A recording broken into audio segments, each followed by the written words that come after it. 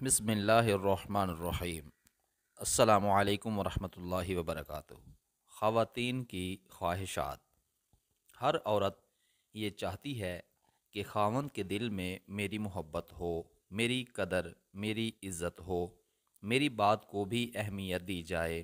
اس کا ایک ہی طریقہ ہے کہ آپ خاوند کے سامنے ایسا اخلاق اور ایسا کردار پیش کریں اور اس کو ایسی محبت اور خلوص دیں کہ وہ خود ہی آپ کی خوبیوں کا معترف ہو جائے۔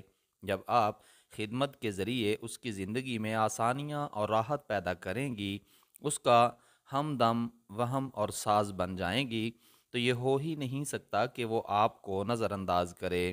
چاہے تو یہ کہ اسے آپ کے بغیر اپنی زندگی ادھوری نظر آئے۔ لیکن یہ یہ گیا ہے کہ بہت سی بیویاں خاوندوں کے ساتھ مخلص نہیں ہوتی۔ وہ فقط اپنی منوانا چاہتی ہیں، جائز ہو یا ناجائز ہو۔ ان کی کوشش اور چاہت یہ ہوتی ہے کہ خاوند ہماری مٹھی میں آ جائے، کہ جب چاہیں اس کو نچائیں، یہ بس ہماری ڈکٹیشن پر چلے۔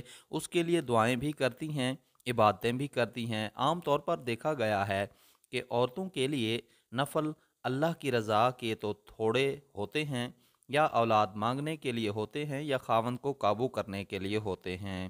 بعض جیسے مردوں کو جن تسخیر کرنے کے عمل سے فرصت نہیں ہوتی، اس طرح بعض عورتوں کو خاوند تسخیر کرنے کے عمل سے فرصت نہیں ہوتی۔ ان بیچاریوں کے لیے خاوند بھی جن کی مانند ہی ہوتا ہے، پتہ نہیں کب نازل ہو اور اس کا کیا موڈ ہو۔ اس لیے یہ پڑھائیاں کرتی ہیں۔ ان کو آپ کہہ دیں کہ تم نے دن میں 1000 تسبیحات پڑھنی ہیں، تو یہ بیچاریاں کھانا پینا بھی چھوڑ دیں گی، اتنی تسبیحات پڑھیں گی کہ خاوند میرے ہاتھ میں آ جائے۔ شریعت نے جو حقوق بیوی کے متعین کیے، وہ خاوند کو پورے کرنے چاہیے۔ بیوی کو ایسا عمل کرنے کی کوئی اجازت نہیں کہ جو وہ خاوند کو اتنے قابو میں لے آئے کہ اگر خلاف شرع بات بھی کہہ دیں تو خاوند اس پر آمین کہہ دے۔ یہ مسئلے کی بات ذرا اچھی طرح سمجھ لیں کہ کوئی ایسا عمل کرنا، وظیفہ کہ ہمارا خاوند ایسا ہو جائے کہ ہم کہیں دن ہے تو وہ کہے دن ہے، ہم کہیں رات ہے تو وہ کہے رات ہے، ایسا وظیفہ کرنے کی اجازت نہیں۔ شرعی حدود کے اندر عورت کے جو حقوق ہیں، ایسا وظیفہ کرنے کی اجازت نہیں۔ شرعی حدود کے اندر عورت کے جو حقوق ہیں، ہاں وہ حقوق اسے ملنے چاہیے، وہ اس کا حق ہے، مگر آج تو خاوند گھر میں حق بھی پورے کر رہا ہوتا ہے، مگر پھر بھی عورت یہی چاہتی ہے کہ اس کو غلام بے نام کی طرح ہمارے سامنے ہونا چاہیے۔ حکومت ہماری چلے اور خاوند کو تو جہاں ہم نے استعمال کرنا ہو، لوگوں کو دکھا دیں کہ خاوند ہے، اور باقی ہمارا اپنا ایک حکم ہو جو گھر کے اندر چل رہا ہو۔ اس لیے بات بات پر جھگڑے کرتی ہیں، یہ بات نہیں ہونی چاہیے۔ اللہ تعالیٰ قرآن پاک میں ارشاد فرماتے ہیں، الرجال قوامون علی النساء بما فضل اللہ بعدهم علی بعد۔ مرد عورتوں کے نگہبان اور سرپرست ہیں، جیسے کہ اللہ نے بعض کو بعض پر فضیلت دی ہے، لہٰذا اللہ پاک نے مرد کو گھر میں جو حیثیت اور فضیلت دی ہے، آپ اس پر دل سے راضی ہو جائیں اور شوہر کی دل و جان سے خدمت کرتی رہیں۔ اس سے شوہر کے دل میں بھی محبت پیدا ہوگی اور اللہ پاک کے ہاں آپ کو خاص درجہ اور مقام ملے گا۔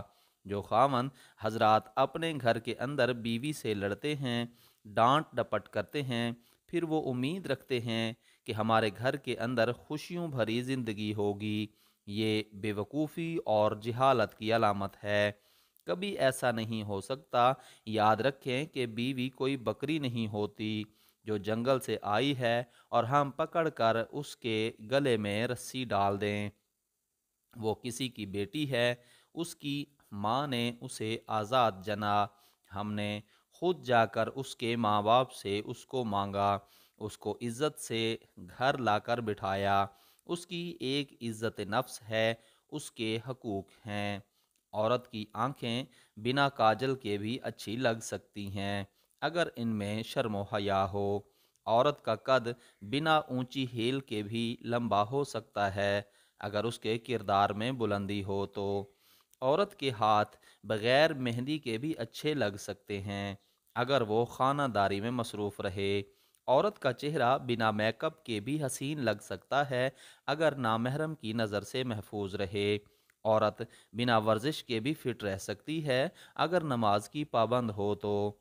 लिप बिना लिपस्टिक भी लब बिना लिपस्टिक के भी खूबसूरत लग सकते हैं अगर दुरूद पाक पढ़ते हुए हिलते रहें तो। अगर इस कौम की औरत आज भी हया की चादर ओढ़कर उम्महातुल मोमिनीन के नक्शे कदम पर चलने लगे तो उम्मत मुस्लिमा संवर सकती है।